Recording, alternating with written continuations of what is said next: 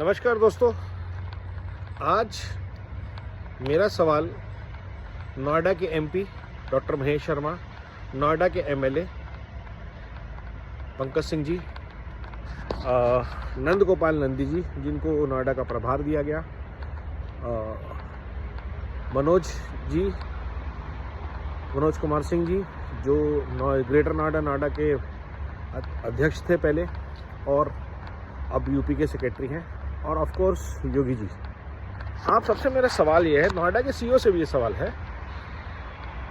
कि कैसे 2012 के एक सैंक्शन मैप को जब 2016 में जब कंप्लीशन के लिए चेंजेस के साथ सबमिट किया जाता है तो पूरा नक्शा बदल जाता है।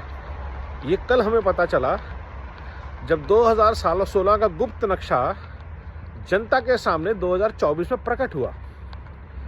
अब तक बातें कयास लगाए जा रहे थे, एक न्यू अप्रूव्ड प्लान है, मैप है। मैं लोटस बुलेवार्ड सेक्टर 100 की एक यूटिलिटी बिल्डिंग के केस की बात कर रहा हूं जो 100 करोड़ से ऊपर का सिर्फ एक बिल्डिंग का घपला है।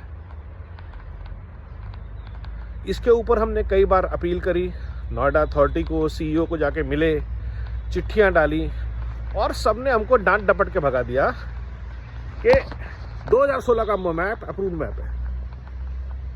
आपने कैसे अप्रूव किया एक नक्शा जो पहले नक्शे से बिल्कुल उलट था और उसके अगेंस्ट पैसे भी ले लिए आपने, अप्रूव नहीं किया आपने मेरे ख्याल से। आज भी जो मैप हमारे पास है वो map completion map submitted for approval है।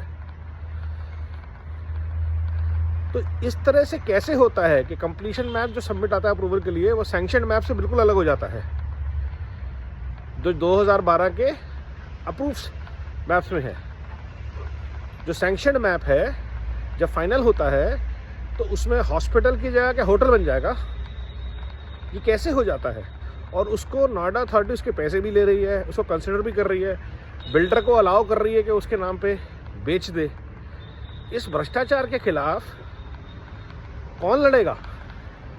क्या ये सीईओ का दायित्व नहीं है नोएडा अथॉरिटी के कि आपके विभाग में हुए, चाहे किसी भी कालखंड में हुआ हो, जो भ्रष्टाचार है और सामने से दिख रहे हैं कि भ्रष्टाचार है, उस पर आप सख्त कार्रवाई करें। क्यों जनता को कोर्ट से नोटिस लेके आना पड़े ताकि आप 1 साल 2 साल 5 साल और बर्बाद हो जाएं, लोग थक जाएं। हजारों करोड़ों के प्रोजेक्ट अटके पड़े हैं जिनकी रजिस्ट्रियां नहीं हो रही हैं, सारा भ्रष्टाचार की वजह से, क्योंकि नोएडा अथॉरिटी और बिल्डर ने मिल के लोगों को बेवकूफ़ बनाया, लोगों के साथ भ्रष्टाचार किया। हमारे यहाँ के एमपी एमएलए जो हैं वो कभी भी किसी ऐसी सभा में नहीं दिखते जहाँ पे बिल्डर के खिलाफ बातचीत हो रही है। क्यों नहीं महेश शर्मा जी एक सभा को संबोधित करते कि बिल्डर और नोएडा अथॉरिटी के खिलाफ वो मुहिम पे हिस्सा बनेंगे? क्यों नहीं पंकज सिंह जी सामने आते? अभी जब 2 साल बाद सरकार के चुनाव होंगे, अभी जब एमपी का चुनाव था तो पूरे जोर शोर से हर जगह लगे हुए थे, लेकिन इस मुद्दे पे बात नहीं होती। क्यों? क्या उनका दायित्व नहीं होता कि नोएडा की प्रगति में जो टैक्स पेयर्स नंबर 1 में होम लोन देके, किस्तें पे करके घरों के किराए दे रहे हैं, घरों की ईएमआईज पे कर रहे हैं, उनके घर आज तक रजिस्टर नहीं हुए, उनके साथ इंसाफ हो, उनको फैसिलिटीज़ नहीं मिली जिसके लिए उन्होंने पैसे दिए हैं, उनके साथ इंसाफ हो, ये किसकी जिम्मेदारी है? कोर्ट की, सरकार की, नोएडा अथॉरिटी की, एमपी की, एमएलए की? क्या ये कोर्ट की जिम्मेदारी है? बहुत ही शर्म का विषय है कि इस व्यापक भ्रष्टाचार के खिलाफ कहीं से कोई भी व्यक्ति आवाज नहीं उठा रहा, कोई भी रिस्पॉन्सिबल पोजीशन में बैठा कोई पॉलिटिशियन, कोई ब्यूरोक्रेट क्रैकडाउन नहीं कर रहा। आप अतिक्रमण हटा रहे हैं, भ्रष्टाचार पे क्रैकडाउन क्या है? क्यों नहीं उन अफसरों के घर जमींदोज किए जाते जिनके ऊपर भ्रष्टाचार के इल्ज़ाम है?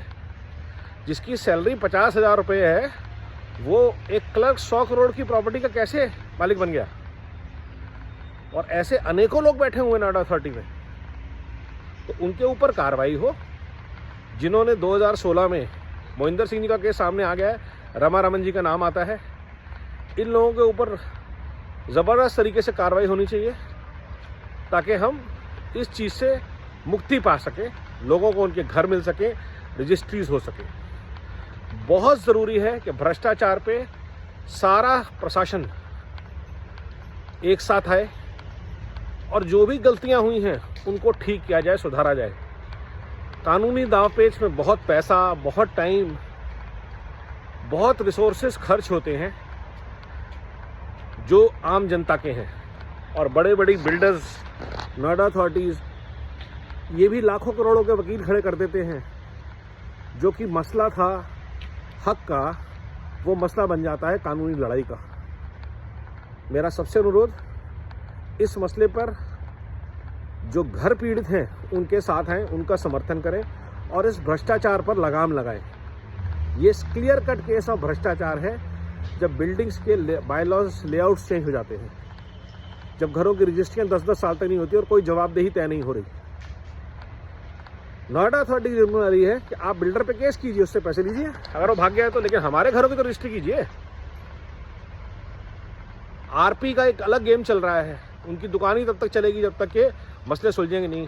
क्यों स्ट्रिंजेंट रूल्स नहीं है कि 3-3 हमारे केस में आरपी सैक हो चुके हैं करप्शन के केसेस पे, बट आज तक उनके ऊपर कोई एक्शन नहीं है। 3-3 साल तक करोड़ों रुपया, 4-4 साल तक करोड़ों रुपया उन्होंने हमसे लिया एज फीस और प्रोजेक्ट डिलीवर नहीं हो रहे। कोई जवाबदेही नहीं है, जवाबदेही तय करनी पड़ेगी, बहुत ज़रूरी है इस भ्रष्टाचार के खिलाफ। तो पुनः एमपीसी, एमएलए जी, सीईओ साहब, नंदी जी और योगी जी, सबसे अनुरोध है जनता के साथ खड़े हों। नोएडा की जनता को आपसे बहुत उम्मीद है। नोएडा को एक बेहतर जगह बनाने के लिए एक स्वच्छ प्रशासन की, ईमानदार गवर्नेंस की बहुत सख्त दरकार है और वो दिखनी चाहिए। नमो भारत, वंदे मातरम, जय हिंद।